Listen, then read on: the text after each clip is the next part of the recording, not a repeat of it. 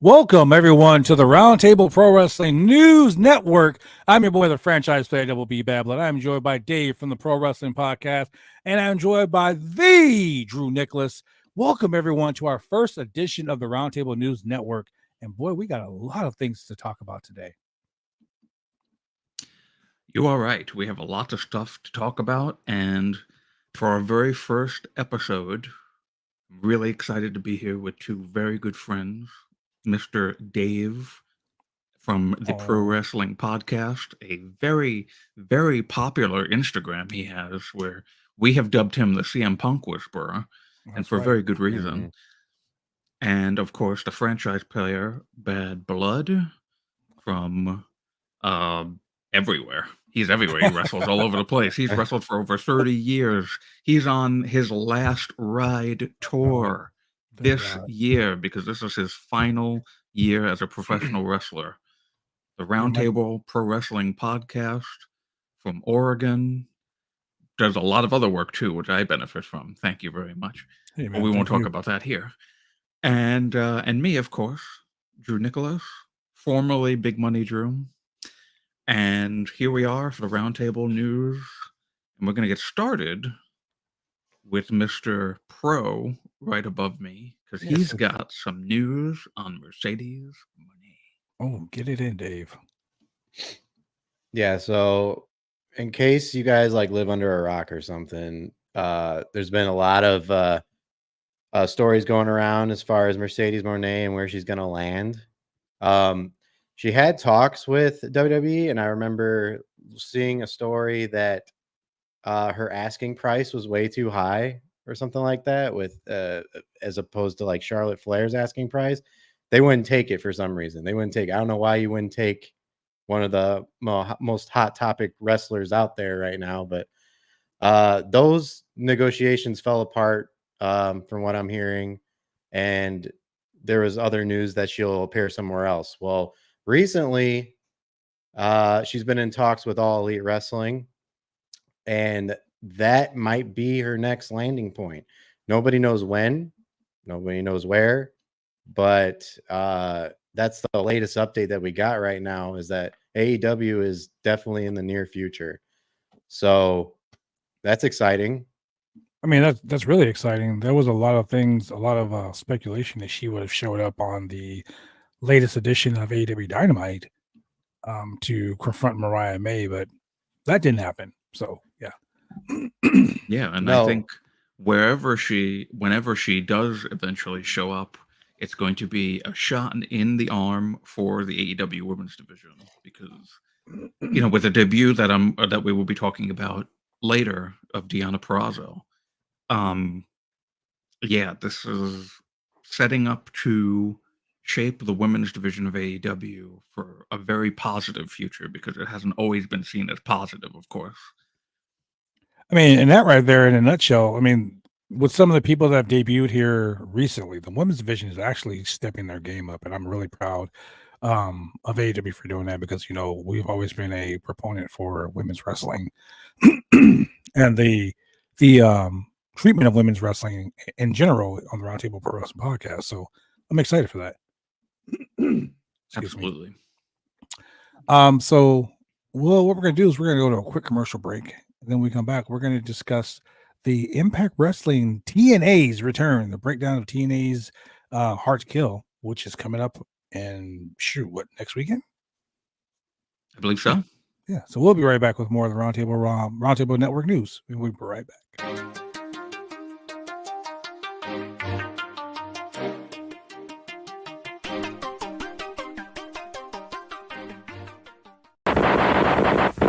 Professional wrestling is one of the toughest sports going today.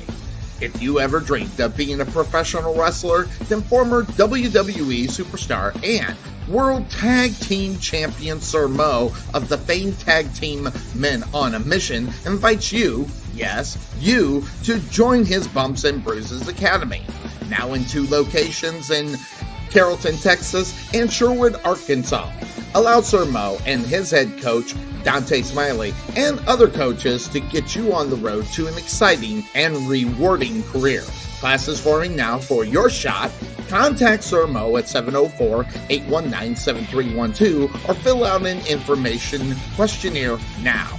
Don't wait. Make your dreams come true today by joining the Bumps and Bruises Pro Wrestling Academy.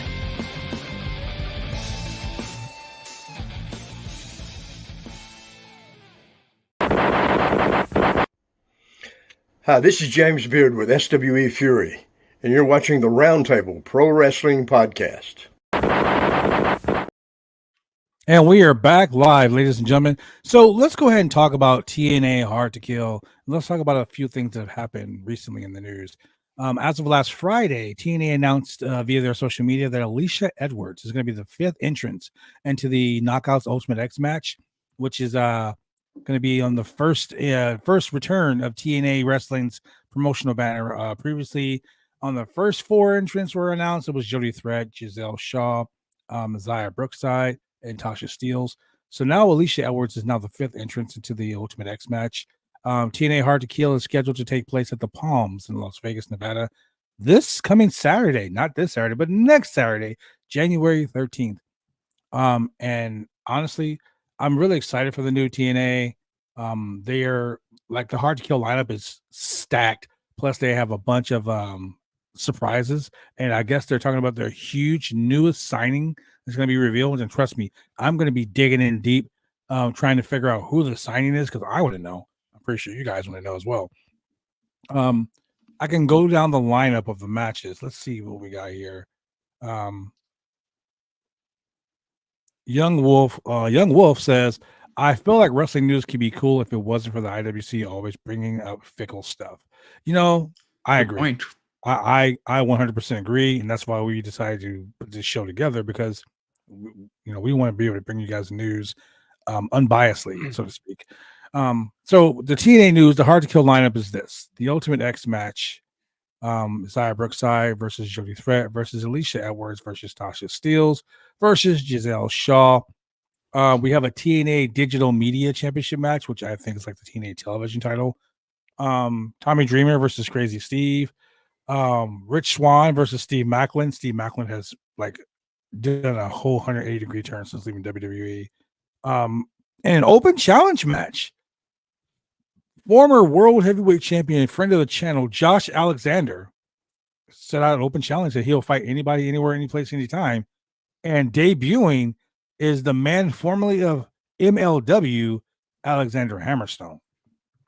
TNA, yeah, it's gonna be crazy. TNA champion Alex Shelley defends the title against Moose. We got the TNA Knockouts champion Trinity taking on Jordan Grace. Now, there's been some speculation around Trinity, and I'm going to go ahead and leave that to Drew to talk about later on. We have Chris Sabin defending the TNA X Division Championship against Kushida and the AAA Mega Champion Vikingo. Now, Vikingo has been with AAA. He's been in AEW.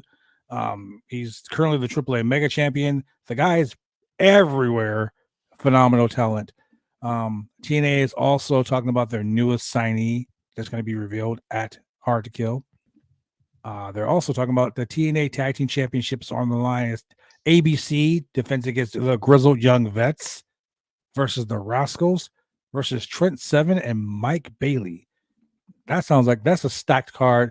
I might order Hard to Kill just because I would love to see like all these incredible talents. Plus, I want to know who that new signing is going to be. What do you guys think? I wonder if the Roundtable should be doing watch along of this show. I've been thinking about doing some watch alongs of TNA. Maybe we might do a watch along of this show. I don't know. Well, stay tuned in, ladies and gentlemen, to find out. Now, before I go, I'm going to talk about one last story on my docket.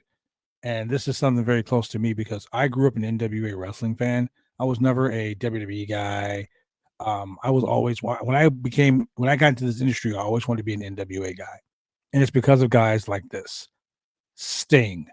Sting has been around for so many years. He's had so many amazing matches.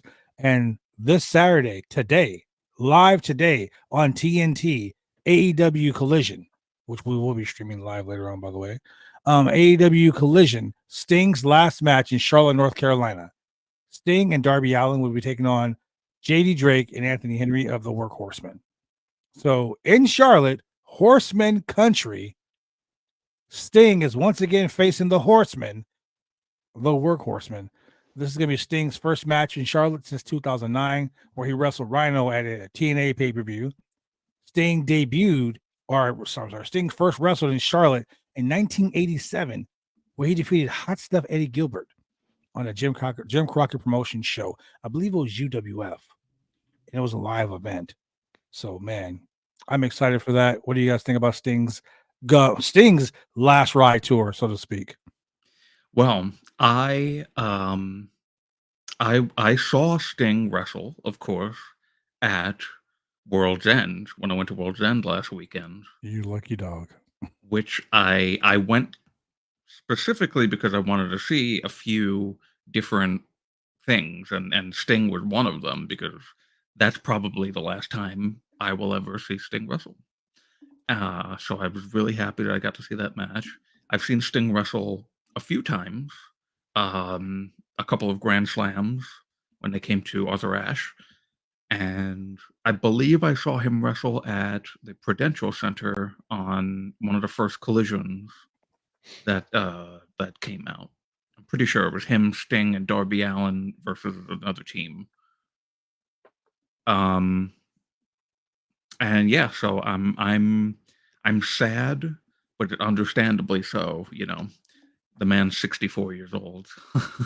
Yeah, the man's 64 years old, still wrestling like he's in his 30s. Damn. Taking some spots that even I, as a 32-year-old man, wouldn't want to take. Taking some spots either. I wouldn't do it. I'm not 32. That's for damn sure. So of course I'm sad that Sting is going to go, but I'm really happy that he was able to have the ending of a career the way that he wanted to in AEW. And he's had some amazing moments at his age and what he's done in AEW, jumping off of barricades and going on the table, barely going on the tables. Yeah. I mean, it's been awesome, this run, and I'm sad to see him go. I'm also sad that I never got to see him like live as a kid back in the 90s.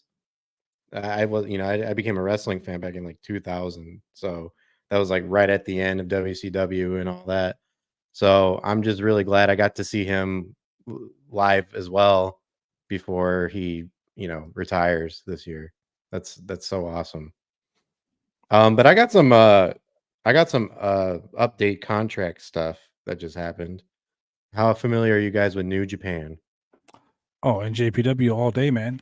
Familiar enough, sure. So there's a contract set to expire this month. Alex Coughlin from the Bullet Club War Dogs. Yeah, he's a New Japan Pro Wrestling Dojo Los Angeles guy. Yeah, I guess he's been with the company for over 5 years now, and his contract's set to expire this month. So he could be going somewhere or not. Who knows? Oh, I'm not like as familiar with New Japan and Alex Coughlin as probably you two are. So I'll ask you this question. I'll be the question asker here. Okay. You said he's been in New Japan for 5 years now. Yes. So is what he's currently involved in wrapping up to where you think that he would be leaving and going to another company? That's a good question. I mean, Yeah. he did debut. He was on the debut Forbidden Door show as the New Japan Dojo guys were facing some AEW guys. I think it was like a 4-on-4 match. So I mean, Alex Coughlin is very talented. The guy can go WWE. I mean, there were some guys that lived in a dojo house that they all Alex Coughlin and a couple other people live in a house that a bunch of New Japan Pro Wrestling guys live in, and some of them are no longer New Japan Pro Wrestling. Some of them are AEW. I mean, NXT stars now. So you can always leave New Japan and go to NXT. You can go. I mean, right now the world has opened up so much for professional wrestling. I mean, WWE is doing deals with All Japan Pro Wrestling. New Japan's doing deals with AEW, AAA. Like, there's so many places that Alex Coughlin can go. The guy is so talented. Me personally, I think a run with him in TNA would be great right now. I don't think he's in anything right now that he has to wrap up. I think he can just kind of let his contract expire and then leave, and he can go wherever he wants after that. To me, I think his destination would be NXT, if anything.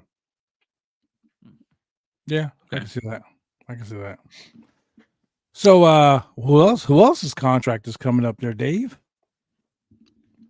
I don't know. Hold on. Let me get that taken care of. You guys talk about what you were talking about earlier before I interrupted you. Well, let's go ahead and go into the breaking weekly news stories with Drew Nicholas. Listen, it's I'm gonna. so used to calling you Big Money Drew. I know. I probably Big- shouldn't have changed it on This is gonna everybody. be big news, Drew. Right now, let's go. Yes, absolutely. Big So, news, Drew. Big news, Drew. BNM, BND. So, all right. So the news we just touched on Trinity from TNA. Trinity, Fightful Select reported on Tuesday that sources within TNA stated Trinity would soon be a free agent.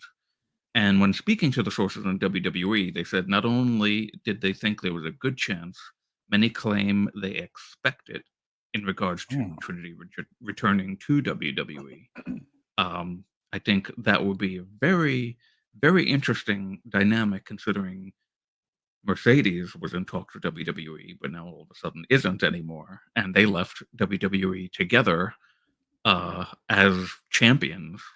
We know very, very famously, I believe it was said by Michael Cole that they summarily walked out on the company. So that'll be interesting to see what happens with Trinity.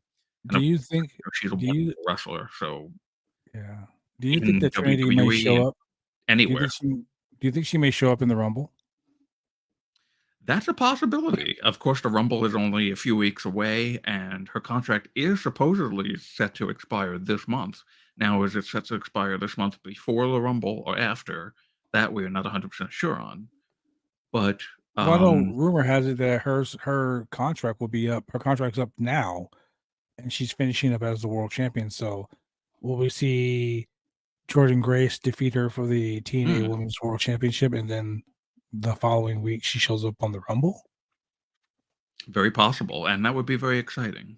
Yeah, that would be. I mean, if Feel the Glow popped up in the Rumble, and all of a sudden the lights went off, and all of a sudden you just seen like neon lights, I would totally freak out. Yeah, she has always been a very exciting part of WWE. The Glow title that she had when she was champion, women's champion. I think it was SmackDown Women's Champion. Just SmackDown Women's Champion.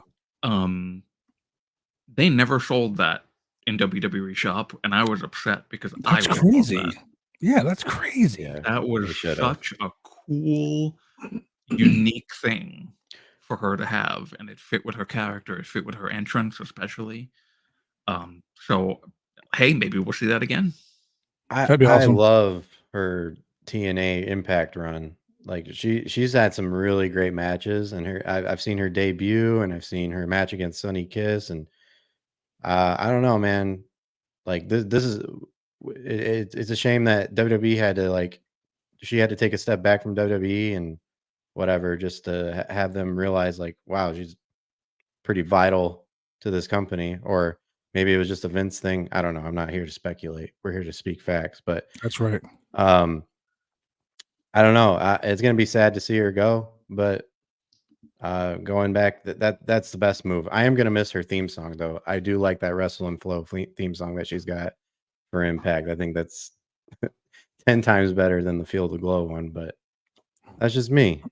You know who else wants to make a return back to WWE? Who, pray tell? He came out with an apology not too long ago. I don't know if I should talk about this. Dear. Oh God, no. we're not talking about that. As a matter of fact, I'm working on getting an exclusive interview with said person because got it.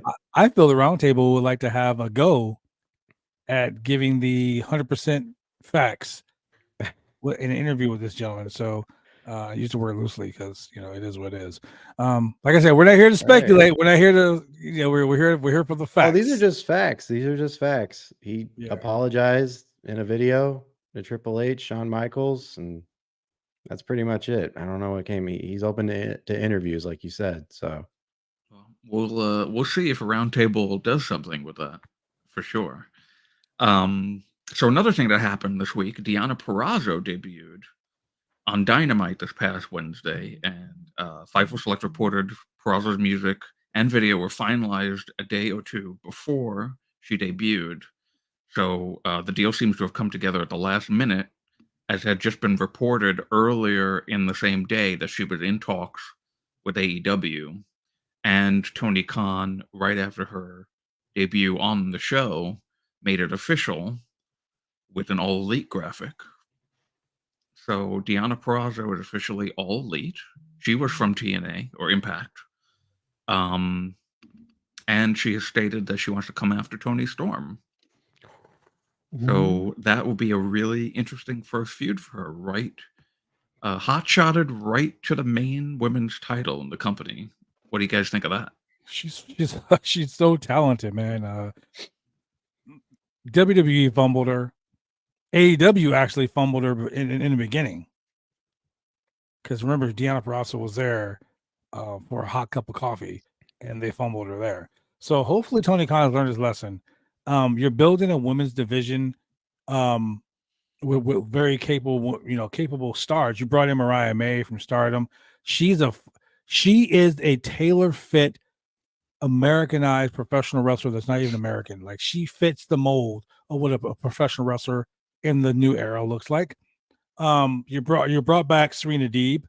Thunder Rosa came back. Now you got to bring Britt Baker back. There are rumors that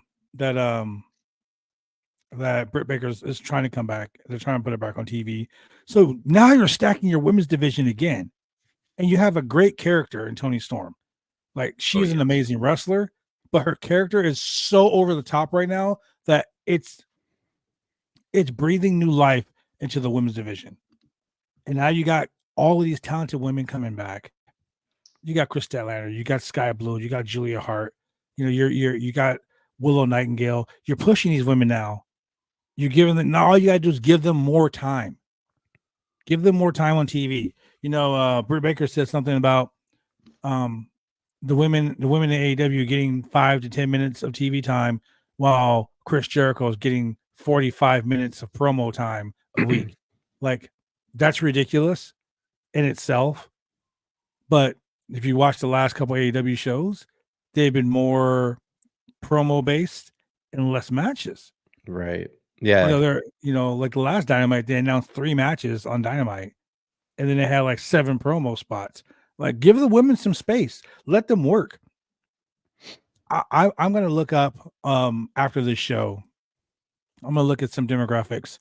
Brandon Thurston, WrestleNomics, always posts like the actual numbers, the actual factuals, I like to call them, after these shows. I want to look at the time slots of when the women were on TV and how the ratings were at that time. Because Toni Storm, she's snatching all the ratings, man. Like, she's so good at what she does. I'm very, very happy with, I don't know if it's like some kind of new direction they wanted to go towards when 2024 hit, but the amount of like women being on screen now, and not just for one match at like 8:30, 7:30. They're like coming in, they'll have their match at 8:30, but they'll have like little sprinkles of interviews backstage, and then they had a main event not too long ago. And it's so awesome.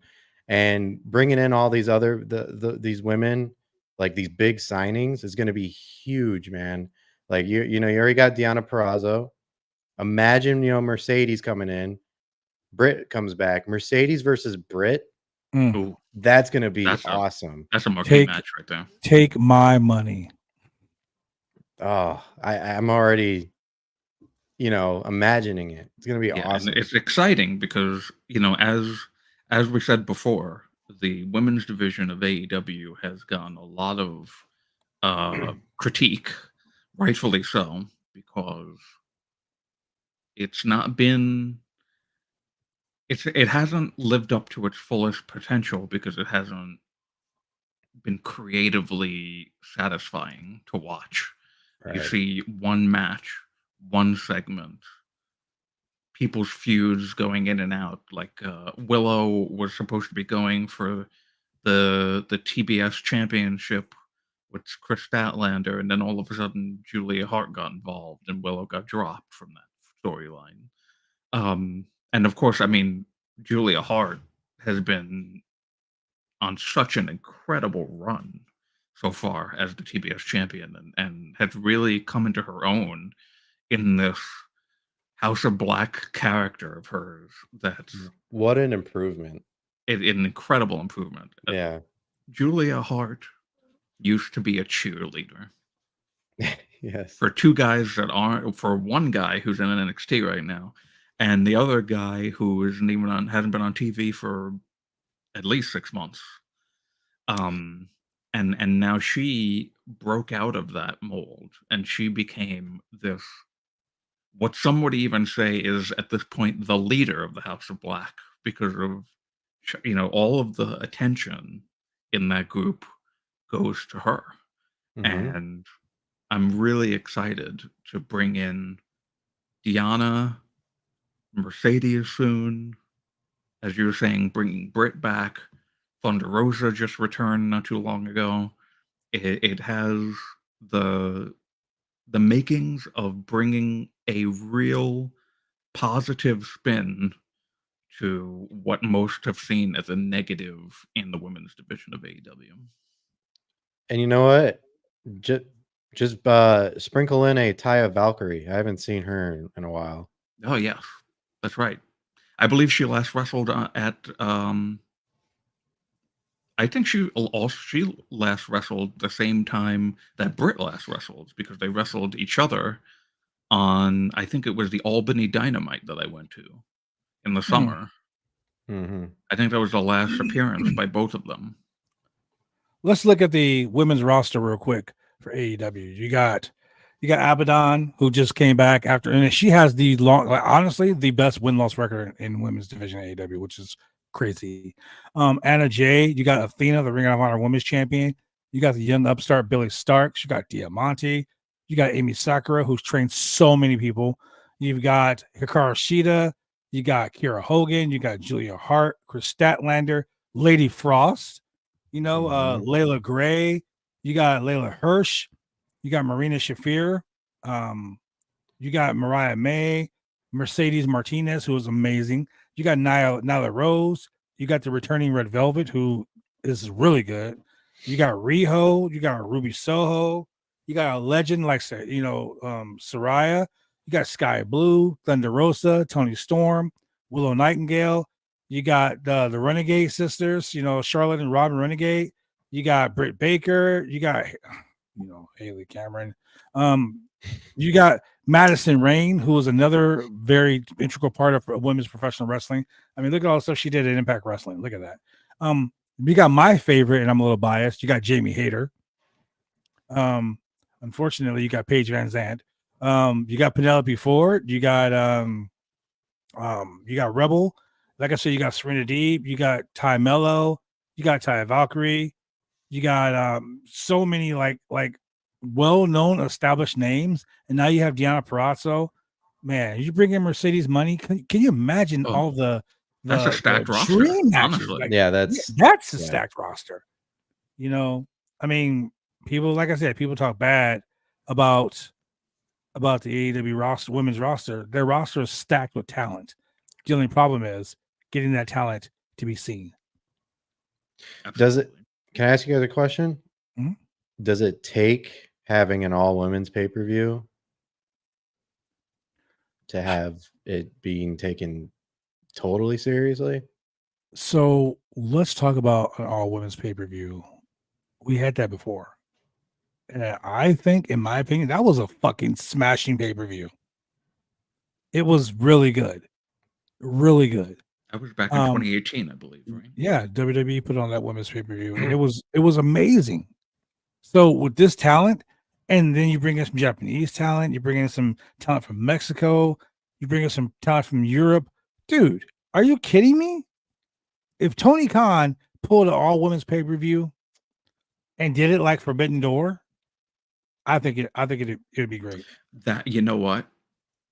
I'm glad that you said that, because having it be a Forbidden Door style show, bringing in Stardom, bringing in even Impact women, I mean, just have a true Forbidden Door. I mean, of course, WWE wouldn't be involved, so it's not like the Forbidden Door that it really could be. But I think some type of Forbidden Door style show, that would be such a great way to boost the women's division of this company. Mm-hmm. Not So we even not talked even the about, women's division, just women's wrestling in oh general. yes, women's Like wrestling, right? if you did that, women's wrestling will be more respected than it is now. I know on the Roundtable Pro Wrestling podcast, we shoot straight and we talk about, what we like and what we don't like about wrestling, and that's why people like watching our show. I honestly and truly think that if Tony Khan actually pulls something like this off, maybe he'd get a little bit more respect. Yeah, I mean, it's long. The biggest critique of the women's division isn't really the women's division; it's Tony Khan's booking of the women's division. So Exactly. it's yeah. So, but I mean, he, in the last press conference, he really talked up the women's division. He talked very highly of Julia Hart, Willow Nightingale, everybody who's been stepping up, and I think that it seems like with Mercedes, and again, remember, she was in talks and then it broke off, and she was going to. It seemed like she was going to go to WWE. Mm-hmm. Now it seems like it's back, and she's just going to be debuting any moment, maybe next week at the anniversary of. I think it's AEW's anniversary is next week, or something. There's an anniversary of theirs next week. So it could be potential next week. It could be at the next pay-per-view at Revolution. I mean, who knows? But we definitely are seeing positivity for the women's division in AEW, and that's what's been sorely needed for a while. Yeah, absolutely. it has been. So moving away from the women's division and Mm-hmm. to New Japan, we talked about New Japan Pro Wrestling before. The former Dolph Ziggler, Nick Nemeth, appeared at Wrestle Kingdom 18 this past Thursday. Listen, Wrestle Kingdom and any New Japan show in general is way too early for my East Coast ass. So I was in bed. I'm sorry, everybody. I was in bed. I didn't see that show. But before his appearance, this was interesting. I did see this. Before his appearance, Ryan Nemeth, Nick's brother, also, of course, on the AEW roster, posted a video on his YouTube page titled Wanted Man, in which Nick Nemeth breaks out of handcuffs and fights zombies in this post-apocalyptic world. Very, very interesting video. I highly suggest everybody goes and sees it. So after David Finlay defeated Jon Moxley and Will Ospreay to win the IWGP Global Championship at Wrestle Kingdom, he confronted Nick Nemeth and they brawled, which could, of course, lead one to consider Nick's first post-WWE feud would be with the Bullet Club leader for the IWGP Global Championship. And honestly, I think New Japan is the perfect spot for Nick Nemeth to be in. I think that's the best way to kind of revitalize his career, to come out of the Dolph Ziggler WWE run, a very, very long, decorated run of like 15, 16 years. So I think New Japan would be the great first spot for him to land post WWE. What do you guys think of that? Yeah, I agree. I agree. Um, I mean, did he sign a contract? Do you know how long he's gonna I be haven't heard there? of a contract. It seemed like they were just showing him as part of the crowd. Wasn't that he was debuting, Okay. but to brawl with the Bullet Club leader. Yeah. It would make you think, oh, maybe there's going to be something there. What do you think, What about Bad you, Blood? Bad Blood? What do you think of that? You okay? I don't know. Are you muted? I don't know if you're muted. We can't hear you. Sorry, I did actually mute. Oh. Oh. I would love to see the Nemeth brothers in New Japan Pro Wrestling. I do think a match between the former Dolph Ziggler and David Finlay would fucking rock. I mean, the New Japan Global Championship is a title that's supposedly being taken everywhere around the industry. So you can see that in AEW, you can see it in Impact Wrestling. I'm sorry, TNA. You know, once you get used to calling something, it's like the big money Drew thing. I personally think that will be an amazing thing, and I just want to ask you guys this question, and this is for the people that are watching as well. Why is it everyone that leaves the WWE always posts a video, and it's like them breaking out of prison, or breaking some chains, or fighting zombies?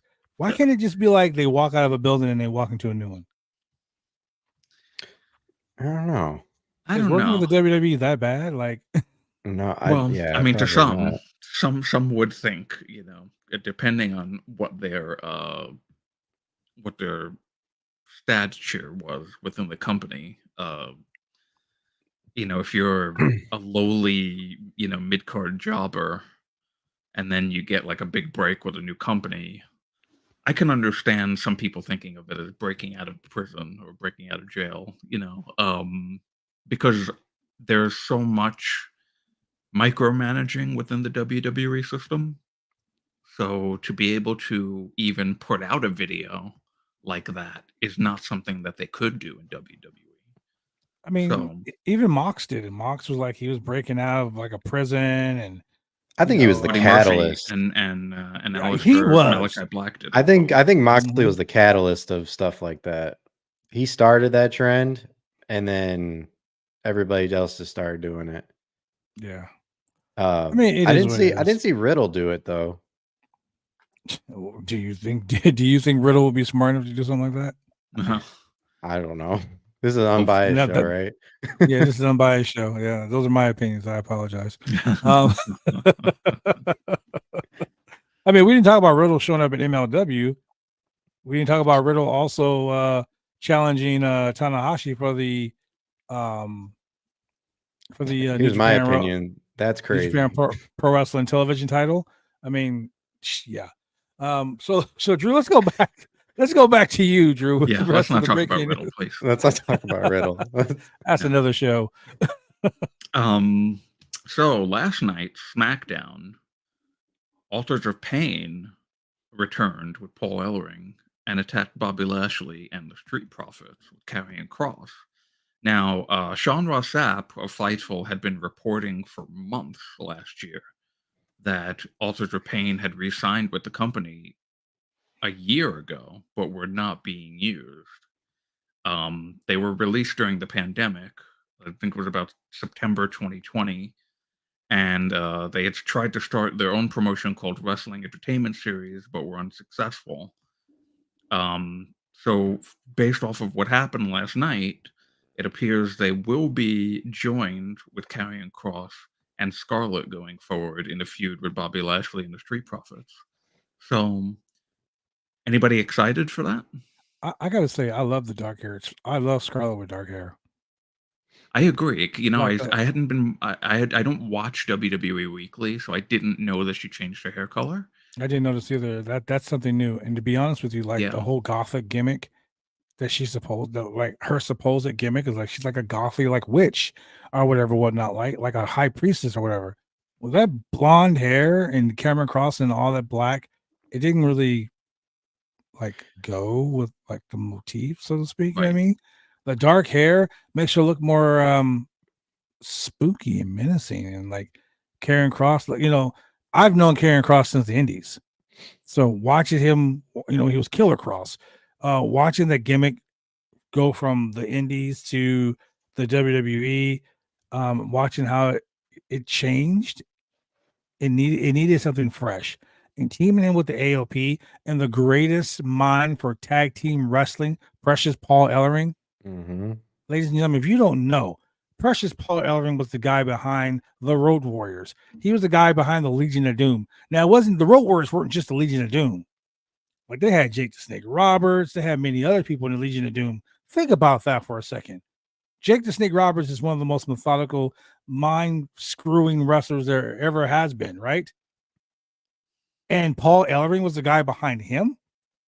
Now, Killer Cross's gimmick, I'm sorry, Cameron Cross's gimmick, or Karrion Cross's gimmick, is symbolic with like those those mental games being played by like guys like Kevin Sullivan and guys like Jake the Snake Roberts.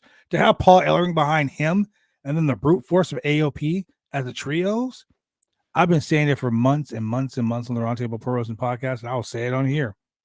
Gang warfare in the WWE is running rampant. If you're not That's in the true. clique, if you're not in the faction, you're gonna get ran over. And last night, Bobby Lashley and the Street Profits, they got ran over. Man. Yeah, it's I think that I'm seeing a more positive trend with the creative on these shows lately with WWE, and I'm very interested in that. You know, Mhm. I haven't really been a Karrion Cross fan, but I do totally agree with you. I totally agree that Scarlet with dark hair and not doing the weird like black and white stuff, I Mhm. think it works so much better this way. I think that's the way to go for sure. What about you, Dave? What do you think of that? So I missed their debut, but like you, I heard that they were on slate to show up and appear on WWE, through Fightful, and um, I I think I like it. I like because they were doing nothing with Karrion Cross for a while. He was in a few matches where he just get squashed or he would just lose constantly. And this is going to be like sort of like a resurgence, I think. Uh, to kind of revitalize everything. And plus, like what Bad Blood said, you're with the most legendary of managers attached to it. This faction is going to be good. I'm excited to see. I'm also very, very, very happy with how WWE. Nobody's really talking about it, but this year and a little bit of last year, WWE has been cooking with these signings and these storylines. I actually am interested in WWE that I haven't been in quite some time, and it's nice to see. Yeah. So the last news thing on the docket here is an interesting one because it shapes WWE for the next few months, particularly into WrestleMania. This past Monday, on Monday Night Raw, The Rock made a surprise return after Triple H teased that a former champion, world champion, would be on the show. Um, of course, there's a classic bait and switch with Jinder Mahal coming out first. A former world champion. Yes, Jinder Mahal, a former world champion in WWE. I can't believe that I still have to say that. The Rock, of course, I say surprise like that because The Rock was seen earlier in the day with WWE President Nick Khan at the ESPN College Game Day. And the most notable part of his appearance, of course, after, really running down Jinder Mahal, rightfully so, was when he was asking the crowd, when he goes out to eat afterwards, whether he should sit at a booth, at the bar, or at the head of the table. Hmm. Now, fans have long, long speculated since Roman turned heel almost 4 years ago now, whether he would have a match with The Rock, but neither one of them have ever taken a public shot at each other in such a way as Rock did last Monday. And Roman's response to The Rock was simply a crying with laughter emoji on Twitter. So now I said, of course, this shapes the next few months of WWE, in particular to the Undisputed Universal Championship, because as we saw last night, he was supposed to be facing one of the people in the triple threat match to close the show. But then Nick Aldis, the SmackDown GM, made a fatal four-way for the Universal Championship at Royal Rumble as a result of the Bloodline interfering. So we're going to have a fatal four-way at the Royal Rumble for the Undisputed Championship. And then there's supposed to be a Royal Rumble match where 30 men are supposed to go, and who are they going to face? You know, who's the winner going to face for WrestleMania? Mm-hmm. And then we have, of course, WrestleMania Night 1 and WrestleMania Night 2. So there's a lot of possibilities here. Does somebody beat Roman Reigns at the Royal Rumble to have Roman and The Rock face each other in a non-title match? Does Roman smash, stack, and pin 3 guys and face The Rock, or potentially whoever the Royal Rumble winner is at WrestleMania? I mean, there's a lot of possibilities here. So Is he still the head of the table if he loses the title? That's another question, because the what it seems to be is that the match with Roman and The Rock is more for the head of the table versus the Undisputed Championship. So it's very possible that Roman loses the championship before the match. They're not, What do you but they're guys not think? as cohesive as they were back in like last year, 2 years ago. They're pretty spread out. I mean, Jimmy and Jay are no longer a thing. Solo's just kind of doing his own thing. Roman's just never there. So I don't see what, to me, I have no idea what he's going after besides the title. So, in my opinion, it's like, you know, when you're, I mean, neither one of you have kids, right? So, I'm speaking to the people who have kids. If you're a father and you're getting up there in age and, you know, it's time for you to pass the torch to your son, do you really want to pass the torch to your son? Do you think you can continue being the head of the household, so to speak, until, you know, someone steps up and takes that spot? That's pretty much what the head of the table gimmick is, in my opinion. Roman is saying that he's the head of the Samoan dynasty, like he's the most noticeable wrestling star of the Samoan dynasty, and quite honestly, he's not. The Rock is, for the simple fact that The Rock transcended wrestling. This guy's popularity was so popular, the guy left wrestling. Shit, people want him to run for president. Like, that's how popular he is with people, right? But I'm gonna throw a few scenarios that Raj Giri posted on Twitter yesterday. One of the theories was this: Randy Orton wins the Fatal 4-Way at the Royal Rumble, becomes a WWE Universal Champion, right? CM Punk wins the Royal Rumble. Cody Rhodes wins the Elimination Chamber match. Now, the Elimination Chamber match and the Rumble, they both get shots at champions, correct? Right. Now, we both know if Cody wins the Elimination Chamber, he's going to go after the WWE Championship, which is the Universal Championship. So we can have, in a sense, The Rock versus Roman Reigns at WrestleMania for the championship, or whatever you want to call it, the head of the table crown or wreath or whatever the hell it is. Cody Rhodes versus Randy Orton for the WWE Universal Championship, because remember, Cody started out in the clique with Randy Orton and Ted DiBiase Jr. And what's his name? I'm trying to think of the other one. Jimmy Snuka's kid. Yeah, whatever. Anyway, Deuce from Deuce and Domino. Remember they formed that whole Evolution clique. And then they kicked him out. It was Randy Orton, Cody Rhodes, and Ted DiBiase Jr. But you can also have Seth versus CM Punk, which is going to be a marquee match at Mania. That can be for the World Championship, obviously. So we have Rock, Roman, Cody Orton, Seth, CM Punk.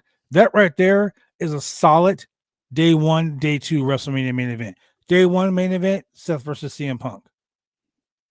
Day 2 main event, co-main event, or we can have co-main events. I don't even care. But you can have Cody Rhodes and Orton as main event number 1 on night 1. And then CM Punk versus Seth Rollins, main event night 2. And you can have the super main event, the mega main event, the WrestleMania top tier main event of Roman Reigns versus The Rock.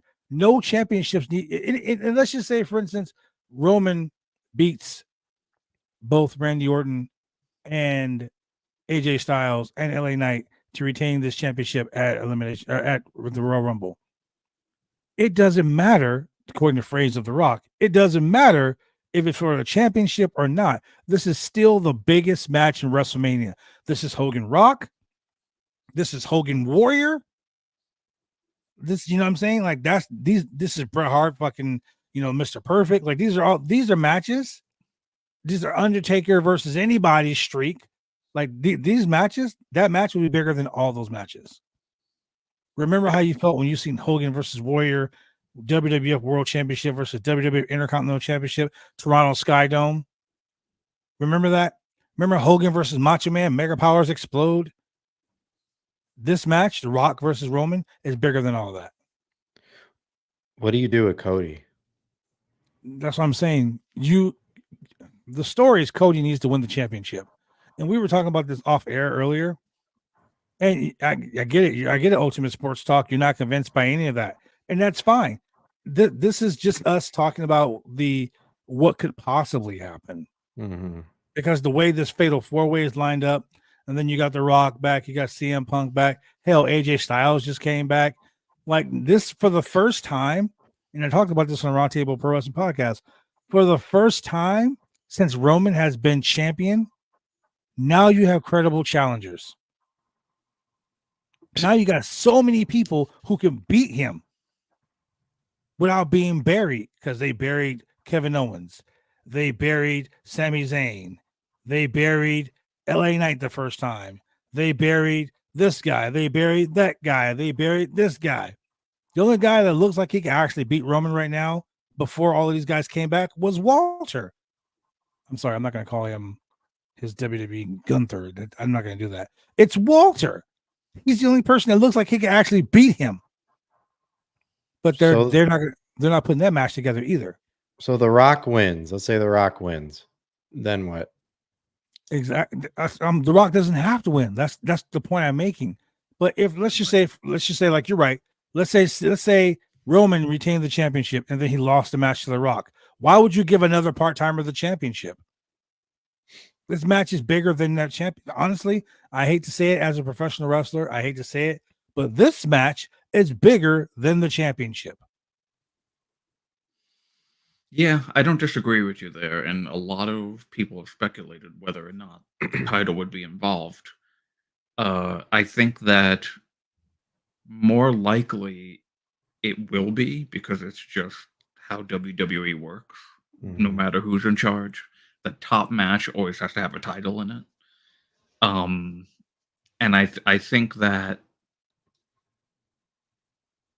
I don't know. I mean, if Roman were to not win that match and the undisputed championship was given to The Rock, it just doesn't make sense to me.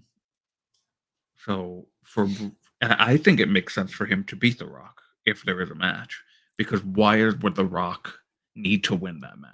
Yeah. He's The Rock. Exactly. There's and then you no have Cody reason. versus Roman, and then like we're supposed to. I mean, sorry, my opinion's coming out, but we're supposed to sit here and be like, "Oh, Roman has beaten everybody, including the legendary Rock." And then Cody beats him. But Cody beats him, who also couldn't beat him last year. Yeah, like he kind of, I don't know. Yeah, it kind of also, this is degrades the win, because this is the wrestling business and anything can happen. I just get concerned, and I guess it's also technically a good thing that he hasn't been wrestling that much and he's not on TV that much, because God forbid he got an injury and had to relinquish that title. What a sour, terrible way would it be for that run to end with an injury? Yeah. But we gotta again, yeah, this isn't an opinion show, but Right. sometimes you gotta break through that and give your opinion. Last year was the time for Roman to lose to Cody because that was the right way to do it. And of course they didn't go with the right way. But it's gotta be, and I said this, when before we started off air, it's gotta be Roman. It's gotta be Cody defeating Roman because any other way makes it look cheap. Yeah. They didn't give him the win last year when he deserved it. And now, yeah, okay, they threw Brock Lesnar in to kind of take him away from that whole thing. And he's been talking about finishing his story, but it just doesn't have the same feeling as it did last year. Because especially last year when WrestleMania Night 1, when they actually had the titles change hands, the tag titles change from Bloodline, the Usos, to Sammy and Kevin. It seemed like it was the final Nail in the coffin. the final run of the Bloodline, and the Bloodline was going to officially dissolve, and that was it. And they decided not to do that. And here we are, almost a year later, with Roman still as the undisputed Universal Champion, having only defended the title maybe 4 times since then, barely That's a on fact. TV. And I don't know. I mean, it just, listen, I bought this Universal title 2 years ago before they did the whole merging and all that stuff. And I bought it because of Roman Reigns. Roman Reigns I loved the beginning of the Bloodline stuff. I was really into that. But I'm just not anymore. And as a whole, for WWE, I've just not been interested. Well, Ricky Valente said this on Twitter 15 hours ago.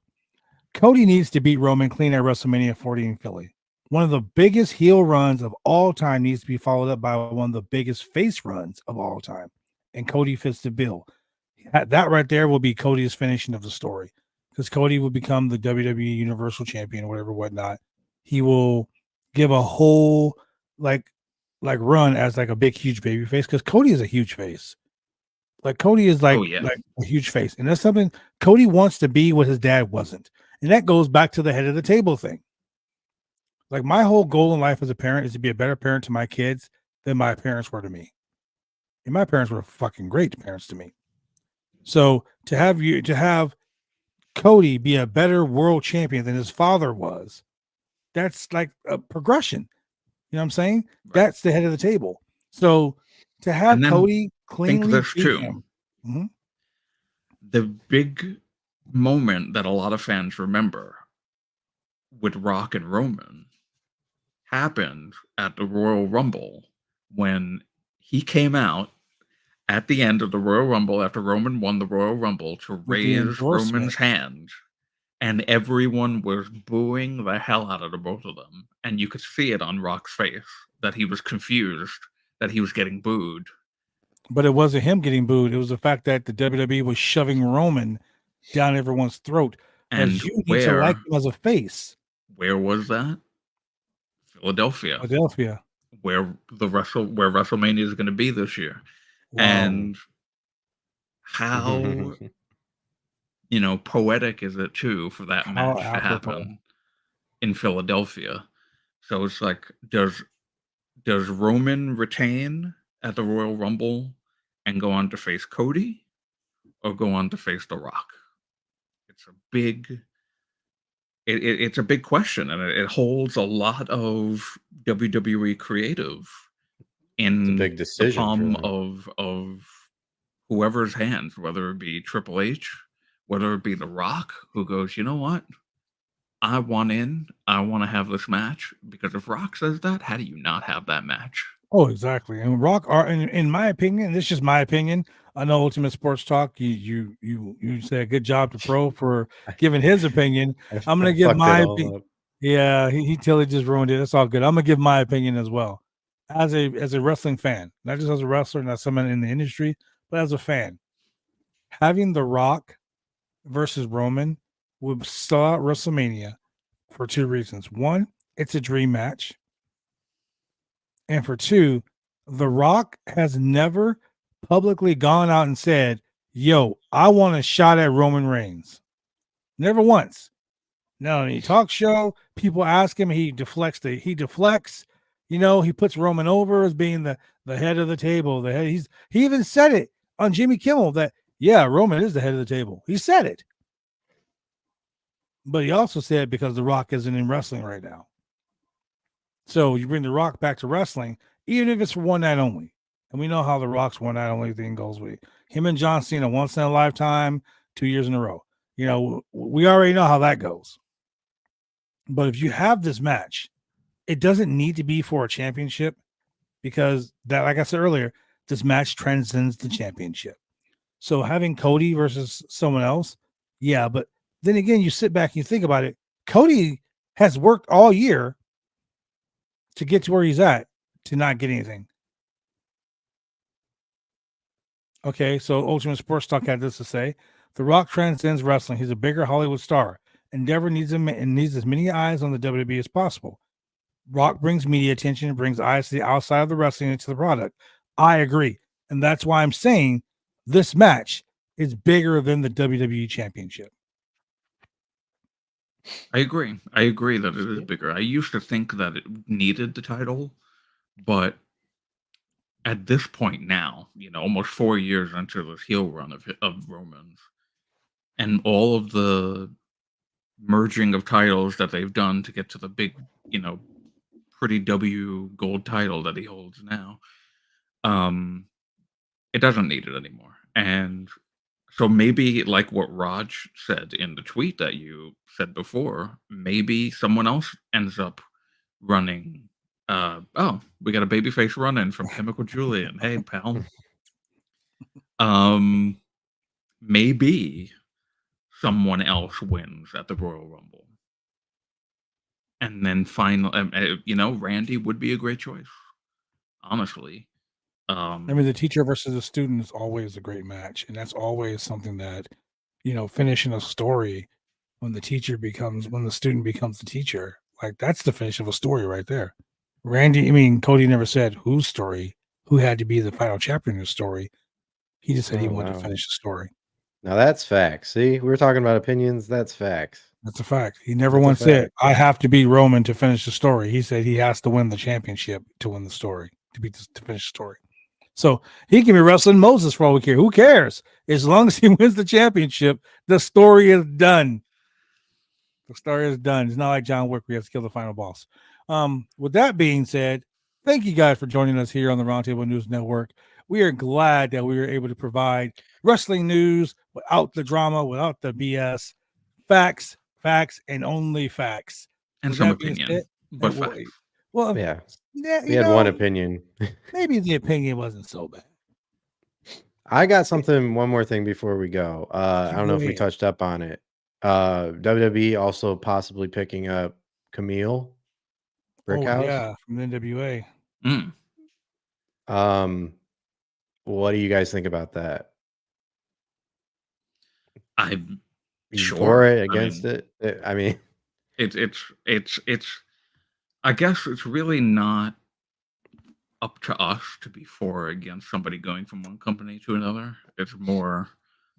It's if they decide to do it, then they're well within their rights, and if it works for both wrestler and company, that's a great thing.